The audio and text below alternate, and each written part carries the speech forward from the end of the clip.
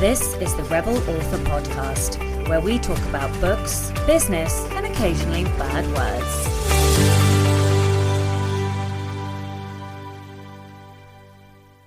Hello, Rebels, and welcome to episode 255 of the Rebel Author Podcast.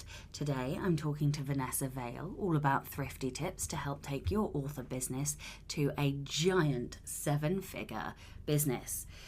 But first, to a comment that we had on Kate's episode, which was from Claire Donnelly. And Claire said, I fucking love this episode so much. Actionable advice. I have just gone and set up an account for my pen name. I had been putting it off because I didn't want to show my face. So thank you for the comments on Kate Hall's episode.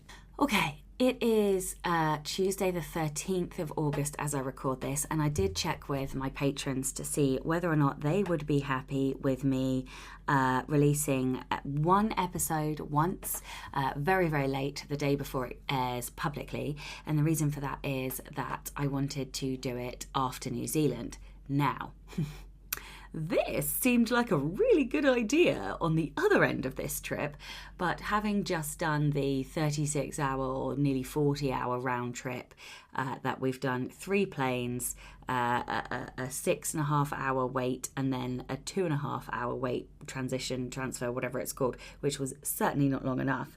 I can tell you I have never felt more drunk or delirious with exhaustion in all my life. So this is going to be an extremely short introduction, and I think next week I will give you the proper rundown. What I will say is that New Zealand is utterly stunning, beautiful. I'm extremely grateful for the opportunity that I had. It was incredible. There aren't enough positive words for me to describe New Zealand. It was amazing. But I think I'm going to have to deliver a proper intro next week. 2 main things that I came away with were the fact that I need to do more fun things here, just for the fun of it. So that was kind of the first thing, because the family all did so many fun things together, and I think we all realised we had not been doing that for quite a while. And then the other thing that I need to do is put more reading into my daytime working hours. I barely read in New Zealand. Funnily enough, read Rachel Herron's Unstuck book on the plane over, and then I read a non-fiction book whilst I was there, but only one. And I think it's because we were on the go so much that I just didn't get a chance to stop and read. So anyway, I now am months and months and probably irrevocably behind. But never mind. And sorry, oh my God, I told you this was going to be garbled. Or maybe I didn't, but I meant to tell you this was going to be garbled because I'm really struggling to form coherent sentences. I'm talking about my Goodreads challenge and the fact that I'm irrevocably behind on that. But anyway, I wanted to say thanks again publicly to Romance Writers New Zealand for the opportunity, because obviously that is why we went to New Zealand, and the conference was amazing. But I think I will give a proper rundown next week when my eyes aren't rolling shut whilst I'm here trying to talk to you. Last, the other reason that I want to delay doing an intro is because I want to have done some planning. I've come back from holiday with virtually no planning, and so I want to have some time to do some more discussions with my strengths coach and kind of formulate some more plans for the rest of the year before I can give you a proper update. And that's kind of based on the thinking from holiday. Okie dokie. The Rebel of the Week this week is Chris. Chris says, full disclosure, this rebellion isn't mine, but I find it inspiring as fuck. It's a historical rebellion. And I know how much you love historicals, Sasha. Did you know that in the 1920s and 30s there was a world-famous drag queen aerialist? Let me introduce you to the one, the only Barbette. Barbette was born in Texas as Vanda Clyde Broadway. Not quite sure what that means. At a young age, he entered the circus world, where he excelled at trapeze and began travelling around the United States, eventually joining a sister troupe as one of the sisters. In the early 1920s, he moved to New York City and created his world-famous act as Barbette, a blend of the masculine and feminine, what he, or rather she, called a thing of beauty, a strange beauty. Picture it. We're sitting in Broadway theatre in the mid-1920s, the house packed with all 3,000 of us waiting eagerly for the show to begin. The lights dim and the curtain parts. Out steps Barbette, dressed in a gorgeous beaded gown and wearing a giant headdress made of ostrich feathers. She works the tight wire to great applause before stripping down to reveal a sparkly bodysuit beneath. The audience gasps as she swings on the Roman rings and the low trapeze for 15 solid minutes. And there's an example of me slurring where I'm so tired. I think I just did a micro sleep. I'm so sorry. How could anyone defy the laws of gravity like this? The audience asks itself.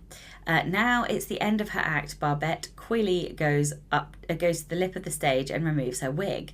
The audience loses its mind. Standing ovations, men and women fainting, you name it. Sensation in London, Paris and Berlin, as well as on Broadway, and even well known in Australia. It is remarkable, as in most countries back then, homosexuality was illegal, drag especially, but here was Barbette flaunting her queerness and drag on some of the biggest stages in the world.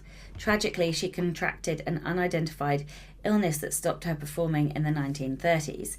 By that point, vaudeville was fading, Nazism was on the rise, but you can't keep a good queen down. She became a circus choreographer and movies, working with Orson Welles, Disney and Judy Garland, to name a few.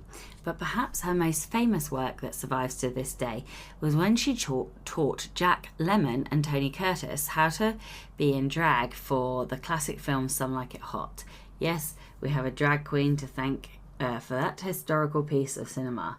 Bet was a badass, a queer trailblazer who rebelled against the oppressive laws of the day-to-day to create many wonderful and beautiful things.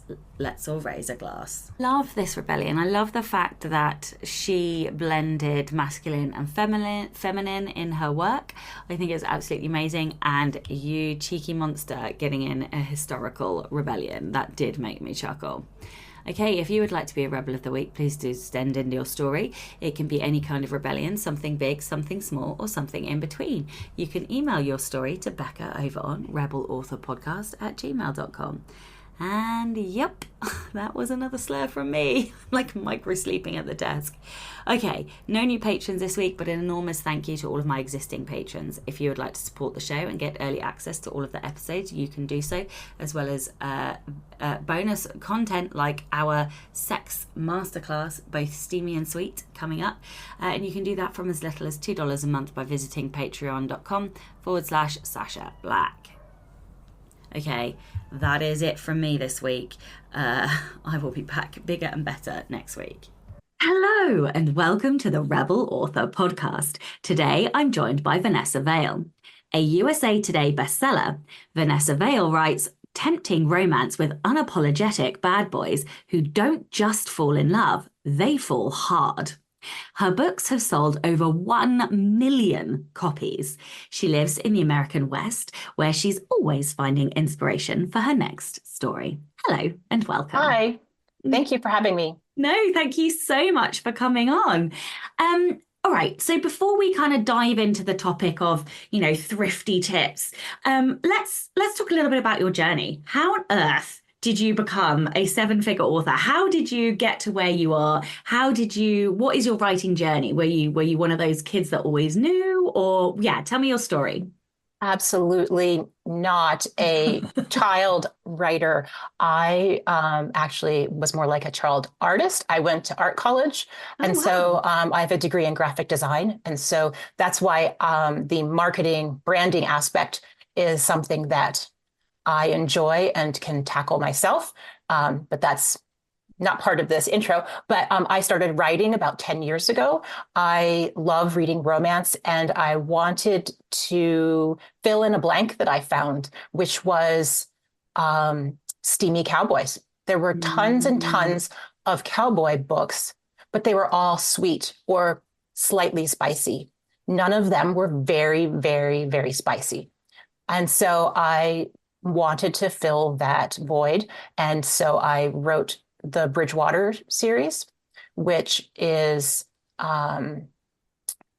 it could be considered Why Choose or menage, either way. Usually it's male, female, male, where the woman is in the center and there's no sword crossing. Sometimes there's 3 heroes with a heroine, but they are all taking place in 1885 Montana territory. So they are steamy historical romances, and they were very well received back in, 2014, 2015. And so they filled a void. And I kept writing and writing more of those. Then I transitioned to contemporary. I was tired of not having electricity in my books. And so I decided to write a crossover series called Bridgewater County, where it was the same town that was founded by the heroes and heroines from the 1885 series, but contemporary. So they still had menage relationships, but in the present time. So now I love it. So I exclusively write contemporary now just because I just enjoy it. So I write cowboys extensively. However, the difference between a cowboy book and a small town romance to me is literally taking the cowboy hat off of the hero. And so I have transitioned back and forth between small town romance and cowboy romance with hat and no hat. I love how bloody niche that is, though. Like, not just kind of menage cowboy, but also historical, very specifically in 1885. They always use that phrase, don't they? Niche down to rich up. Like, that is kind of the phrase that I always hear. And funnily enough, the reason I've got to kind of full-time status is because I also found a hole in the market, which was adult fantasy romance, but for lesbians, because everything that I read that's for lesbians, that's fantasy, is sweet. And I was so sick and tired of sweet romances for lesbians. So I was like, right, fuck it, I'm going to fill that hole, so to speak.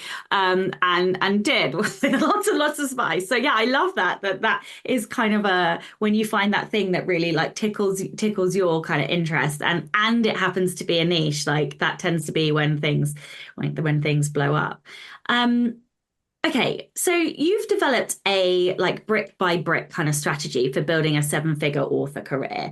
And a lot of the time when we talk to newer writers, they're focused on the 6-figure. So I'm like super excited to talk about the fact that, you did this for a 7-figure author career. So can you take a moment to give listeners like an overview of the strategy? Like, what led you to that path?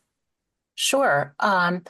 Pretty much it started, one, as a person, not, I am thrifty natured to begin with. I enjoy thrift shopping, garage sales, finding coupons and deals.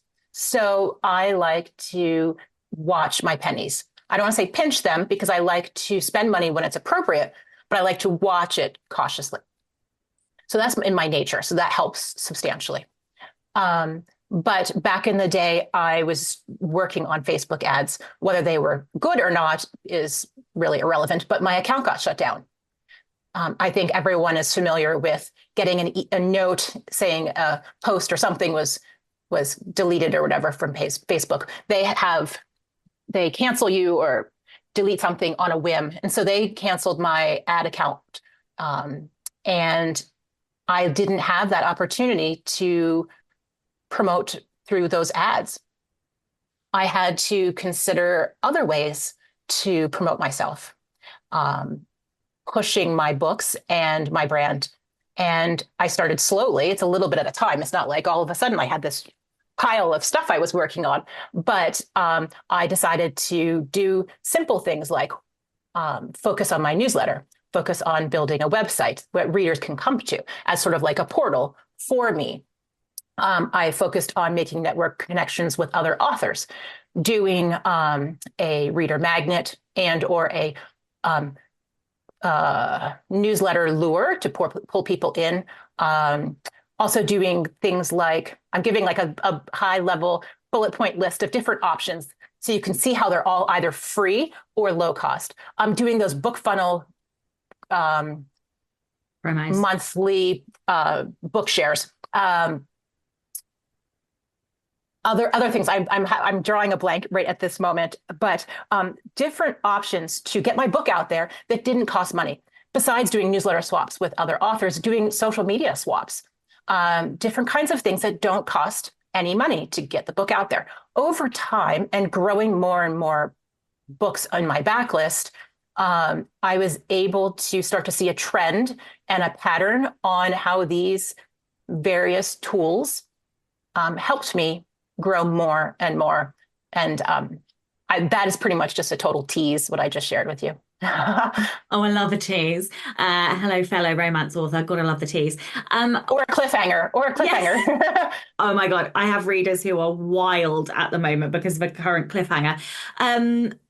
So seven figures is such a monstrously large kind of goal. Just in terms of where you were, do you know roughly like how many books you had at that point when you kind of reached that level? Because I think that's important for listeners to kind of get a understanding of like how long does somebody need to be in the game to get to that point? So I'm going to make a difference between how long they need to be in the game versus how many books they have. Yeah. Because it depends on how fast you write. 100%. So I'm going to use it by book totals numbers versus time in the game. I'm going to say about 50, but that number can vary wildly depending on how you diversify and use your backlist and passive income to grow. Mm-hmm. If you are busting your rump, putting out a book a month because you are a new release earner, then you're going to kill yourself because you are relying solely on your new release to feed your family. When I am actually the opposite, I don't count on my new release to feed my family. I count on my backlist. Probably 75 or 80% of my income, even more this year is backlist. I'm sorry, 75 to 80% of my income is backlist. Yeah. Do you think there is a difference between wide authors versus KU authors? So I'm a wide author. Well, that's not true. I have one series that I keep in KU intentionally. Everything else is wide. But I find that a lot of my income is backlist as well. I don't know whether or not you ever see any, like even just anecdotally, do you ever see any like correlations between that? Or do you think it's so individual? I have never intentionally put books in Kindle Unlimited except for my latest series, and I only put them in for about 6 months and they were out. I've been a wide author for almost 10 years, and I would say I'm 99% wide in that time frame. I have no books in Kindle Unlimited at this time. I can't speak on the best marketing options for Kindle Unlimited. However, I can speak to the concept of utilizing your backlist and passive income, where the more retailers and places you can put your books, is a potential for more money. Now, that has a big asterisk next to it because I know so many authors who make a fortune on Kindle Unlimited and the other retailers aren't necessary. However, what happens if Amazon cuts your account or decides to stop doing romance or decides to stop paying you your US dues because you live in Australia, which is a challenge this week with some Australian authors? Then you've got all your eggs in one basket. For me, I like to sleep comfortably at night. And so I do like to diversify.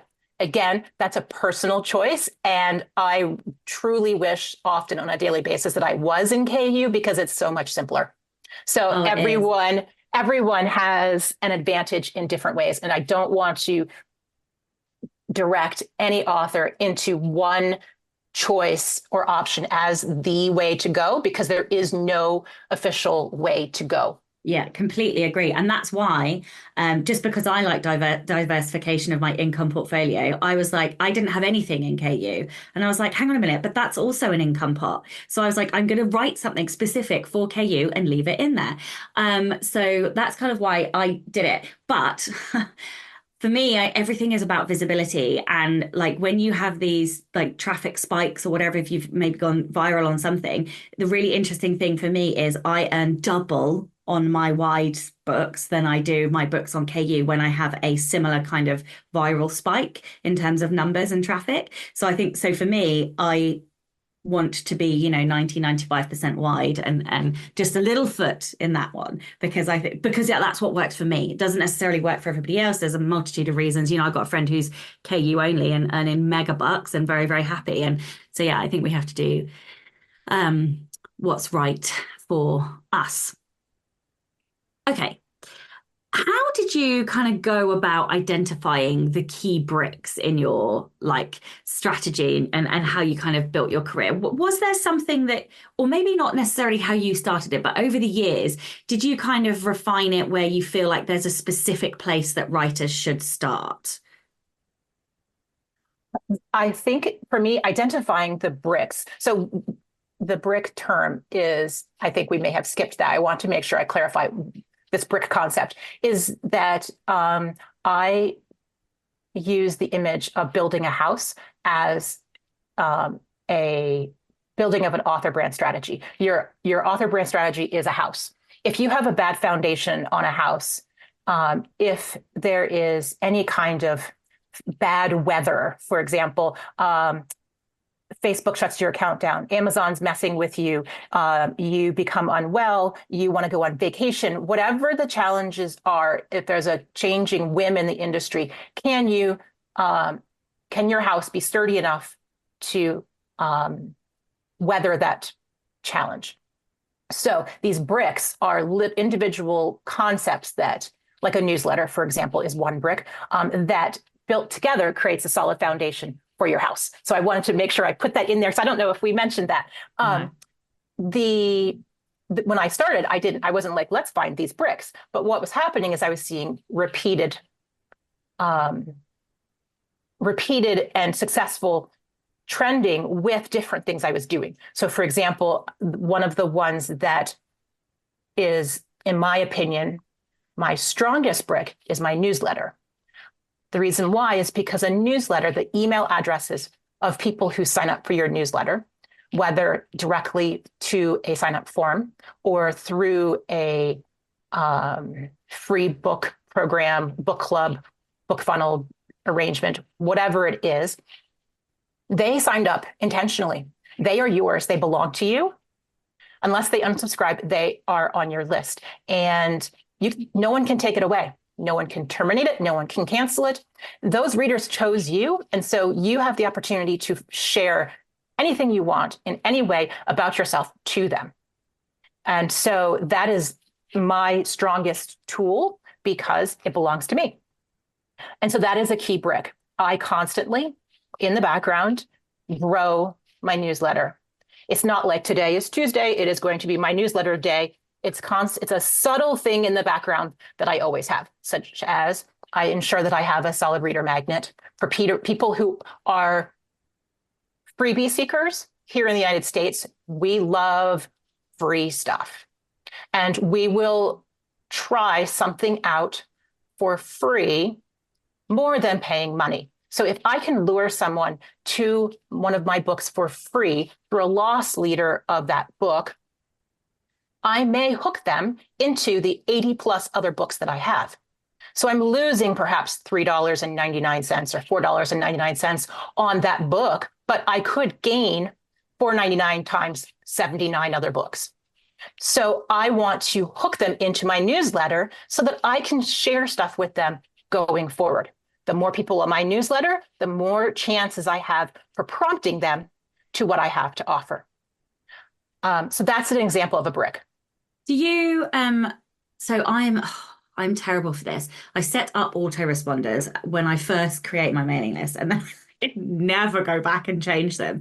Do you kind of hone and revise and yeah, like how often do No, you no oh I am terrible.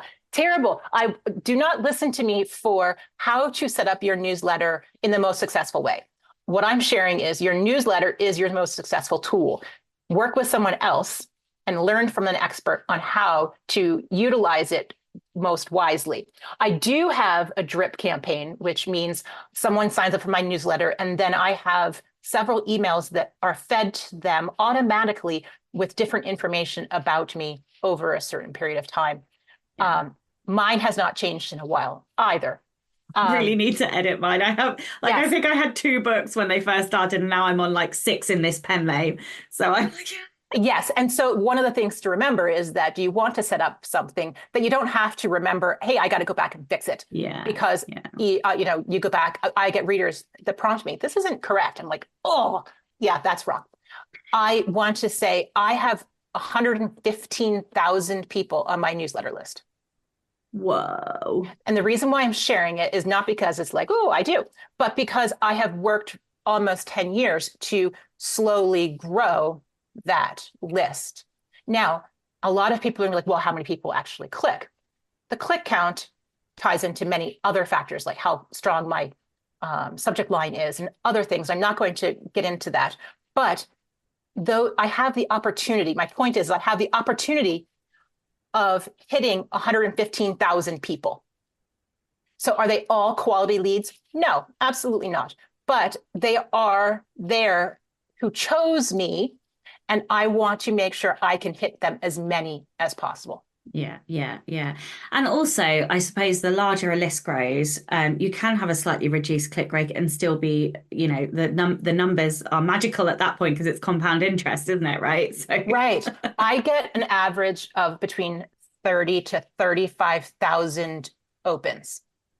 So that's 30 to 35%, right? Some people may right. have a much higher percentage rate. But when you have a list of that size, that means I'm getting 30 to 35,000 people opening my email.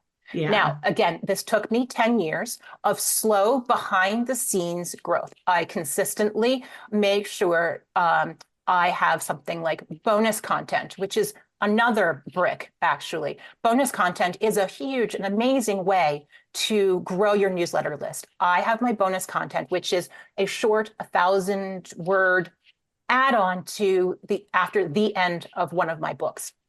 On my website, I have hidden pages to all of the each book has a different bonus content page, but I have one page that's kind of like looks like a table of contents that lists all of my books with bonus content, and that is the landing page for it, and it's hidden. People who are signed up for my newsletter can get that link and they can access my bonus content. I know for a fact how many people sign up for my bonus content as my readership, as my mailing list sign up. And I know it's very, very successful. I just have to write 1,000 extra words for a book each time, and I can grow that. So offering something is a great way to grow that list. It's not freebie seekers. Those people read all the way to the end of my book, got to the end, and want more. I wasn't offering a free book in a book funnel deal. Yeah, I separate out those people. So I've got, and in fact, funnily enough, my organic list is actually my biggest list anyway. But I do have kind of like a separate section for ones that have gone through like promos Right. and things. So I just wanted to come back and say, do you write bonus content for every single book? Well, I write bonus content for every single book since I decided to write bonus content. So for example, Okay. I decided to start writing bonus content. I'm going to say at book 50, I don't remember, out of 80. I didn't go back and write bonus content for the first 50 books. I just started writing bonus content with each additional book that I wrote. And so my bonus content list might be 30 books long. It's a lot of bonus content, but it's not all of my books. If I had a clone, I might go back and do the other ones, but I don't. My readership now is like, where's the bonus content for this latest book? Because they're eager for it, because those are my super fans, and I'm feeding my super fans. What? Oh God, I already am like, I need to go and write more bonus content. Do you, I suppose, like, is it always like an extra spicy scene? Do you do like a bonus kind of happy ever after scene? Like, I will say at least 50% of the time it's spicy. Yeah. Okay. Sometimes there's a baby thrown in, like I'm pregnant. But usually it's spicy. Okay, cool. I think I have a task for when I'm back off holiday. But it's not long. But it's not long. It's usually Okay. sometimes it's 500 words. I'll say maximum 1500 if because when I get writing spicy, I can just write really fast.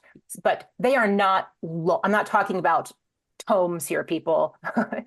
Short, short What things. what do you do about covers for stuff like that? For the bonus content, Yeah. there is no cover because it's still the same book. Okay. It's just a hidden page with the cover in a small size and then the text for the bonus content on it.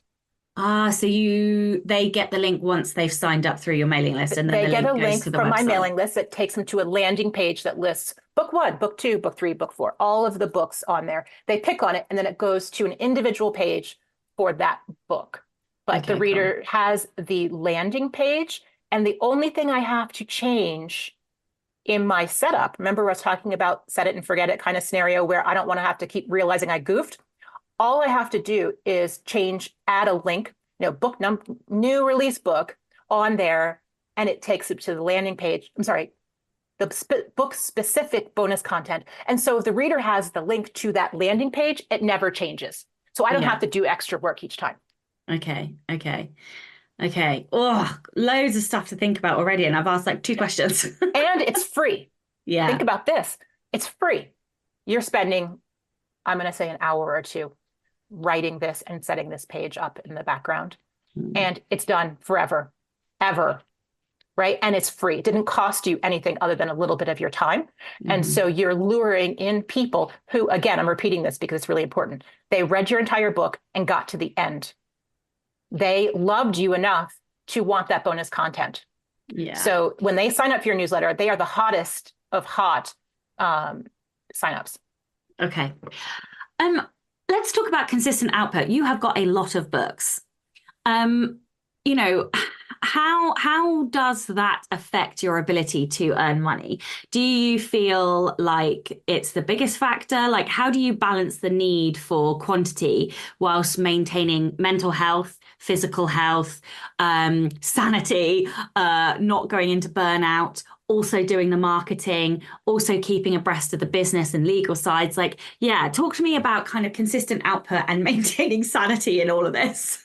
Okay, so you have multiple questions. And so you're going to have to come back and give me the questions Sorry. again, because I'm going to forget as we go. I'm just telling you now, people who are listening are like, she went off on a tangent. It always. When I first started Vanessa Vale, my books were 35,000 words. So they're fairly short. I'm not going to use the word novella because everyone's got a subjective answer to what a novella is. 35,000 words. And I wrote to 35,000 words. And I wrote them once a month.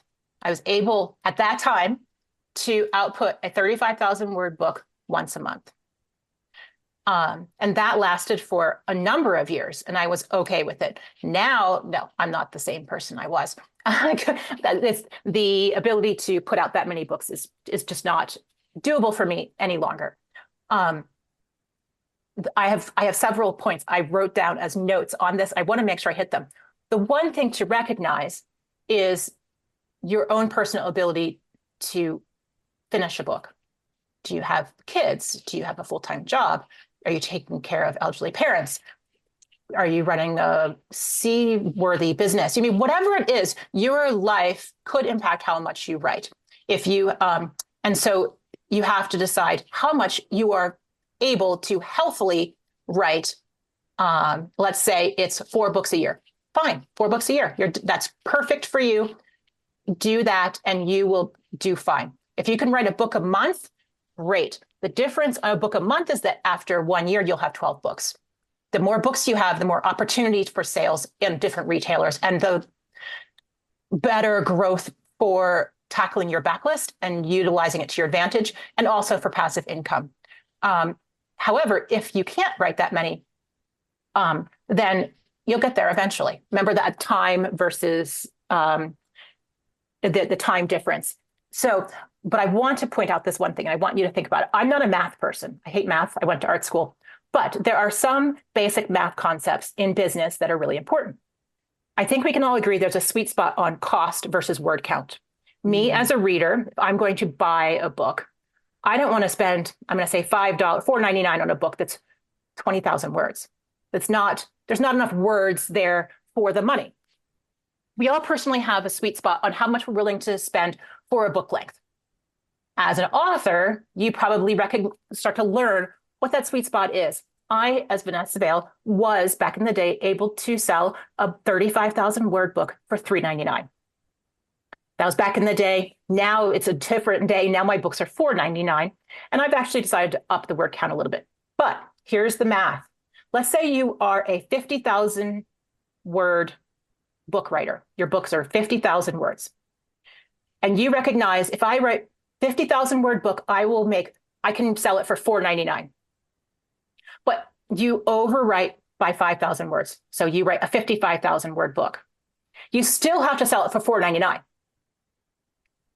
In 10 books, right? Here's the math, 55,000 words, 10 books. That extra 5,000 words times 10 books is 50,000 words. That's one whole book. So if you can consciously write a 50,000 word book, 50,001 literally, instead of 55,000, you are saving the time on writing 5,000 words each book.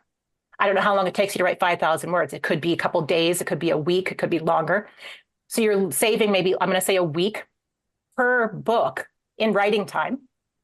And you are missing out on a $4.99 book that you could have outputted and added to the pile.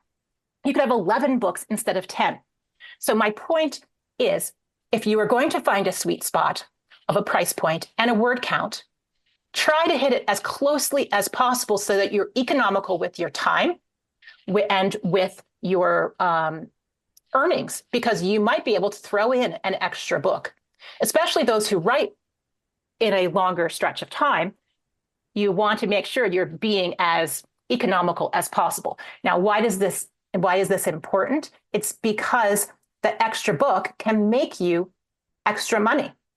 You aren't making any more money adding 5,000 words into a book, but you're making more money by adding those 5,000 words into a different book. Okay, so I have a craft question then. For me, the length of books tends to depend on the series. It's a bit odd. So like my first series was very much, they were all within about 5,000 words of each other. And they were between 80 and 85,000 words. The second series that I'm writing under this new pen name, they're all 100,000 words. All of every single book I've done has been 100,000 words, 102,000, I think the last one was. And I can't seem to reduce it but I've very consistently written to that word count. So like, what are the do you have any craft tips for writing shorter or trying to meet I don't want to say arbitrary word count, but like being strict with that word count? Like, what do you think it depends on the story and the type of thing that you're doing? Like, I don't know. I mean, for me, fantasy books tend to be a little bit longer anyway, because you've got that much more world building, on-page world building that, isn't explicit in a contemporary. I don't know. Do you have any craft tips on that? Well, one thing to say is that I just chose 50,000 arbitrarily for this conversation. Okay. If you're a 100,000 word author, that's fine. But keep in mind that if you vary between 100,000 and 110,000, that's a 10% difference. Mm. And so your percentage swing can be very, very great. And again, I'm not saying skimp on the what's needed in the book, like don't rush the ending or something. But think about that as a economic concept versus I love this baby. This is my favorite book in the world. I want everyone to know it. In my opinion, my books are not my babies. They are my money. I have kids in college that, I got to pay for stuff. So I don't see them in the same way. If you just mentioned that you're a very tight word count writer, that all of your books are very close in word count. I'm specifically talking to a lot of authors on here who are like, I write 80 for one, I wrote 120 for the next one.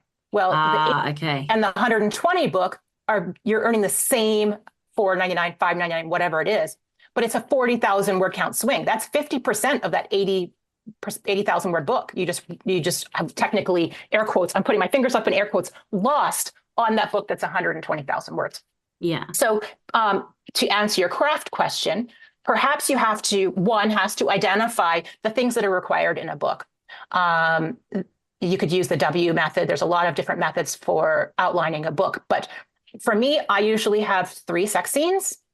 One is like, I have a lot of foreplay kind of teaser stuff, but I have a beginning sex scene. I have like a middle one, and then I call it a grand finale one at the end, where it's usually after the black moment. I might have more, but that's a minimum. Those at least take 3 chapters. And for me, since I write spicy, they're at least 10,000 words. There's a lot of words in sex scenes in spicy books. Right? So, isn't it? They take up so much words. Right. And so you have to fit all the other things in there too. So you kind of have to start looking at your previous books and be like, okay, what's in here?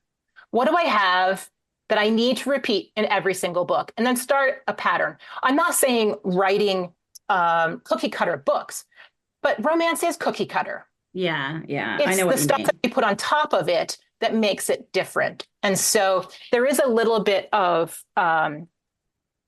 analytics involved to get it down to a science. And I apologize for those who see this as a true craft, but I am black and white, and it's a science and it's an economic count for me. And again, I'm talking about this from an economic and a time frame standpoint. Don't forget, if you have a week's worth of work on those extra words and you just used them and they're going to the same amount of money, you lost a week of your time. So I recently had a bit of a tough call to make, because I removed beta reading from my process in order to save time, but actually ended up spending an extra week editing because I only had myself to rely on. So I was like, but the beta reading process is 3 weeks. So actually I've saved myself 2 weeks, but I don't really enjoy editing. So I've put myself through an extra week of editing. Right. So it's that, like, where is that kind of business? Right. Could you have spent that week writing the next book? Yeah. So, but also I've saved myself 3 weeks of time, which means I can put the book out earlier. So it's like one of those, hard business choices that nobody tells you that you're going to need to make when you come into this business. But these are the things that we live with. And lucky for me, I love the business side as much as the craft. And I know not everybody does, but I fucking love it. But you have to, it sounds like you recognize the business side of it as a scale. You balanced different things and recognized different things which had better priority, better financial choice, better economics on your time, energy, and mental health. Yeah, exactly. Okay, let's talk about like repurposing intellectual content. Do you have any examples or ways of like how people can repurpose content that maybe they haven't thought of before? I'm sure a lot of people have thought of this one, but I'm going to explain why I love it so. My Thrifty Tips for Authors group on Facebook, if you go in there and you do a search for boxed sets, I literally beat people over the head with a hammer on this. So the answer to this one, an amazing example of repurposing your intellectual content, are box sets. Why? Because box sets are content that you've already written. If it's a 3-book series, a 7-book series, whatever it is, you've already written those books. Putting them into another book, which is I'm going to say your series is 3 books, just for this example. You're putting all 3 books into a boxed set.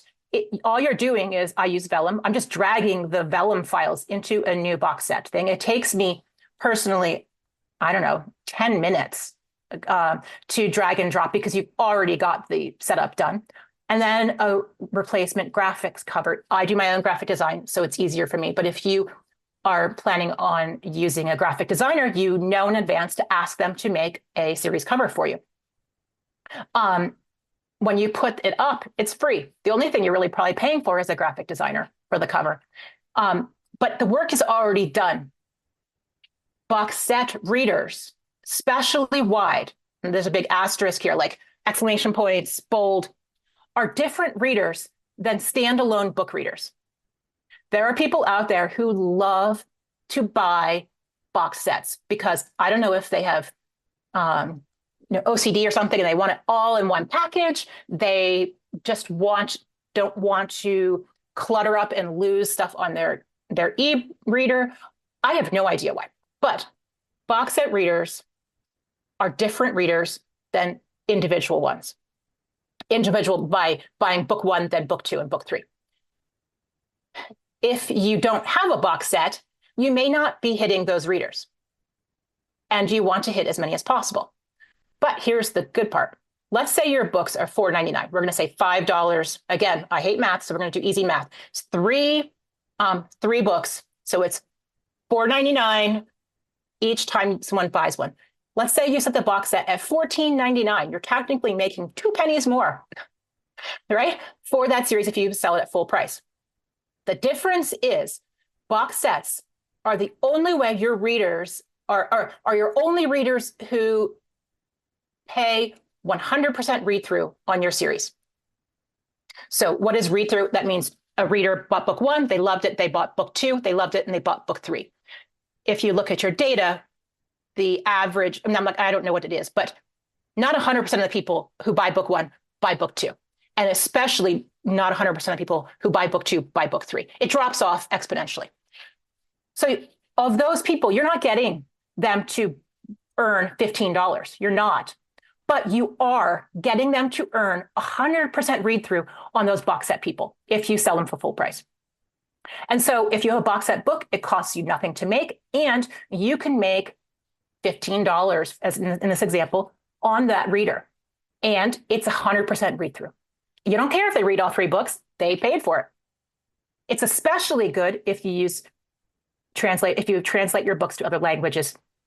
I do other languages, and I have found foreign readers are even more eager for box sets. So if you diversify from your English book series to a box set, but also diversify it into a different language and then a box set, the amount of income that you can earn from those extra income streams is exponential. Yeah, I love that. I'm just in the process of doing first German translations, and I hadn't even thought about box set for that. So that's a really good idea. And you're paying the money to have it translated. It doesn't cost you extra to convert it to a box set. Yeah, exactly. I've actually written down box sets because it's something that I know and I haven't done it. I don't know why I haven't done it. It just hasn't even. I just got the next book, and haven't even done the bloody box set. So I'm absolutely going to put that on my list when I'm back from holiday as well. And it's almost free. Yeah, exactly. Okay, so you've talked a lot about diversification, but how does that fit into a 7-figure strategy? I think we often just think about advertising, another book, advertising. But what does diversification look like in a business that big? Both, I guess, in terms of income streams and formats, and maybe methods of advertising, or just diversification as a whole. Well, I will start by saying I don't do Amazon ads. And so I'm not spending a ton of money to make money. I post in my Thrifty Tips group that my expenses every year, they vary between 6, 7, 8% of my income total. That means for every dollar I make, I keep 94, 90, 93, 92 cents. So I don't spend $20,000 on Facebook ads and then bring in $21,000. I just want to make sure that's very, very clear. So how do I diversify and get this amount of money without spending money on ads? It's by setting up solid foundations, like a strong newsletter list, but also having tons of books helps. You can do it with one book, but you can't do it as well. I mean, an example, I'm wide. So I'm going to say book 1. I'm going to name one of my books just to give it a title. Manhunt is a book of mine. Manhunt I wrote in English. It's my primary language. I posted it. I posted it in ebook on, I'm using my fingers, you can't see them, Amazon, Apple, Kobo, Nook, and Google. Plus, that's ebook. Plus, I posted it. I also have it on StreetLib and a couple other smaller places. I also have a paperback book. I put it up on Ingram and Amazon. I put it in audio. So my fingers, I ran out of fingers. That was like 12 things. So if I just stopped at Amazon, I would only make money on Amazon. But if I put it on Apple too, I doubled the chances of me making money in that book. If I add Kobo, I triple my chances, and so on. My growth, my income potential grows the more places and the more ways I use it. For me, one of the best ways to make money up to 7 figures is foreign languages. And so I translate my books to German, French, Spanish, and Italian. I've done other languages as well, but these are the 4 that I stick with right now. And the reason why they're so important is if you think about it, let's use German, for example. Those German readers are new to you readers. They're completely different readers because they don't read in English. It's the exact same book. It's just in a different language. And so I have to duplicate my entire English presence into a different language, and I hit them, and I hit that market, and I can make money off of them. If I don't do it, those readers are untouchable. Think of it like fishing. You throw a fishing rod, a lure out there, and you only hook one fish. If you put a bunch of lures out there, then you can pull in more. Do you have German newsletters then, or? I do. Oh, wow. Everything I have in English, I have in the other languages. So one of the biggest thrifty tips I can say is set up your author brand strategy in English to perfection, the most streamlined, economical, logical way, like we talked about. Don't have that drip campaign that needs adjusting, right? And set it up so it's generic. You never have to touch it again, because then you can duplicate it into German, then duplicate it into French, and so on, because you have mastered it in English and you know it's going to be solid in those other languages. If you don't have it solid in English first, it will not be solid in the other languages. But the more places you can sell your product that you made one time, you can make more money. And the concept of that is passive income. That means that you can go on vacation to Hawaii and still bring in money. Okay, I'm going to ask one last question. I can't believe we're already like heading towards the end of the episode. I could sit here and ply your brains with loads of questions for hours, but let's talk about sustainability and longevity. Like, do you have any strategies for like future proofing your, I guess, marketing efforts and like business? I think we all get afraid that things are going to go away, that once we've hit our goals, we don't know how we're going to keep them there. Any advice for, I guess, like sustaining what we're doing, sustaining the work that we've already done and all the things that we've already achieved? That's a tricky question. I think for me, everything I've talked about are solid, sturdy, meat and potatoes things. TikTok, for example, is a great way to get visible. I haven't talked about it at all because I don't think it's sturdy. Is it not? I'm by not mentioning it, I don't mean that it shouldn't be done. I'm just talking about the sturdy things. The ways to, I may be not answering your question exactly, but the ways to stick with being present and relevant and in the moment is to read. I'm not saying if I'm a cowboy author, I don't want to read every cowboy book because I can't read cowboys and write cowboys all the time. But as a reader, taking off my writer hat, I love reading MC romance, motorcycle club romance. I love mafia romance, but I write small town cowboys, right? It's totally not what I write at all, but I love reading those books. My point is, there's a similar theme, AKA tropes, that are hot at one time or another that are in all romance genres. For example, a secret baby or a second chance romance can be in a motorcycle club book or a small town romance or even a sci-fi romance that's on a space frigate, in the outer realm or whatever. Those tropes are used in all romance books. Reading different kinds of genres, or even only the genres you love that are maybe different than what you write, you start to see a familiarity, a trend of what is hot right now. What books are killing it on the charts, read them and see what tropes are being used. If it's consistently Second Chance or Secret Baby, like, wow, Secret Baby is everywhere right now. Well, maybe one should write a Secret Baby book. If you're a small town romance author, maybe you put that Secret Baby into your small town romance book. Maybe in a month or 2 months or 4 months, when you're going to be starting to plot the next book, you're reading, you're like, gosh, it's not Secret Baby anymore. That is so done. It's vampires now. Whatever it is, see what's relevant and stay up on those tropes, because the tropes are what hook the readers. Yeah, I completely agree.